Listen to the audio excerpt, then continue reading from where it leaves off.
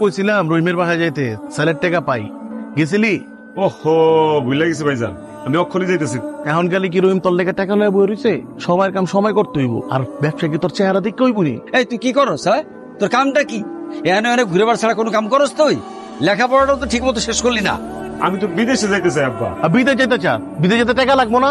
আগে টাকা কামা, তারপর বিদেশ যাইস। জাভেদ বাইরে যাইতে চায়, বিষয়টা নিয়ে আমি ভাবছি। আমি আপনারে একটা প্রস্তাব দিতে পারি। কি?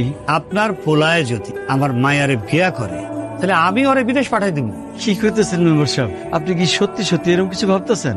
আরে, আপনি রাজি থাকলে আপনার পোলার লগে কাইলি আমার মায়ার বিয়ে দিয়ে দেব। কি আপনি রাজি? জি মেম্বার সাহেব, আমি রাজি। ওই তুই যা, বাসায় যা, বাসায় যা, আম্মা রে আর তোর ভাবির সুখবরটা দিয়ে আয়। না না ভাইজান, আব্বা আমি মেম্বারের মায়ের বিয়ে করতে পারবো না। ওই তুই না সবসময় বিদেশ যেতে চাইছ, তোর এখন সমস্যাটা কি? অনেক সমস্যা আছে, অনেক সমস্যা।